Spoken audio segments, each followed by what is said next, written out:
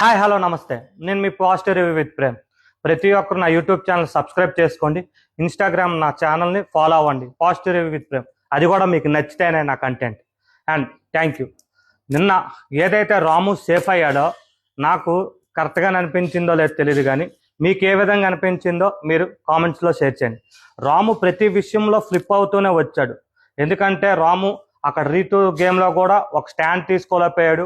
And Sanjana గారు flora గారు coffee తాగారు అనే విషయంలో కూడా తనూజ ట్రిగర్ చేశాడు.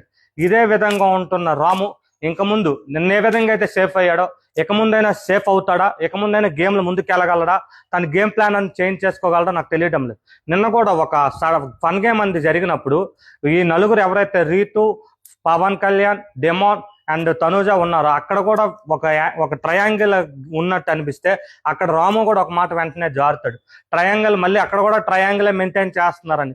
ఇదే ఒక మాట ఏ విధంగా నువ్వు స్పీడ్గా చెప్పావో మిగతా విషయంలో అదే విధంగా రాము ఎందుకు స్టాండ్ తీసుకోలేకపోతున్నాడో నాకు తెలియట్లేదు. అండ్ రాము వచ్చి తన గేమ్ ప్లాన్ చేంజ్ చేసుకోకపోతే ఖచ్చితంగా తన ఈసారి డేంజర్ జోన్లో ఉంటాడు. అండ్ నెక్స్ట్ వచ్చి లాస్ట్ అండ్ ఫైనల్లో ప్రియాతో పాటు సేవ్ అయిన కళ్యాణ్కి చాలా ఛాన్సులు వచ్చాయి.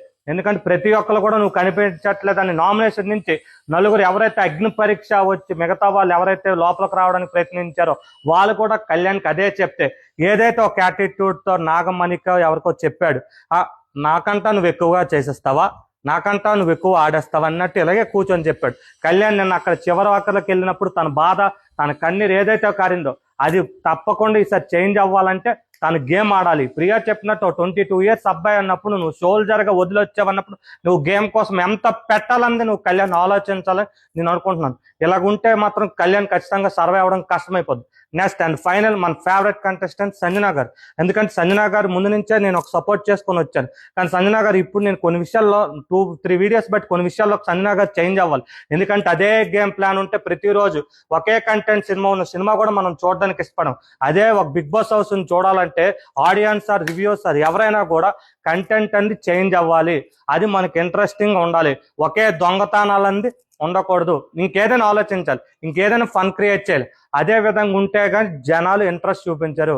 మీకున్న బయట ఫాలోయింగ్కి, మీకున్న ఫ్యాన్ బేస్కి మీరు ఇంకా కూడా మీ గేమ్ ప్లాన్ ఇంకా ఇంప్రూవ్మెంట్ చేసుకుంటూ ఇంట్లో ఏ విధంగా అయితే ఎమోషన్స్ మీరు సాధించారో అదే విధంగా ఉండాలని సంజన గారు ఉంటేనే తను ఇంకా ఏదైతే టాప్ 5 అని తను ఎక్స్పెక్ట్ చేస్తున్నారో దానికి రీచ్ అవుతారని నేను కోరుకుంటున్నాను.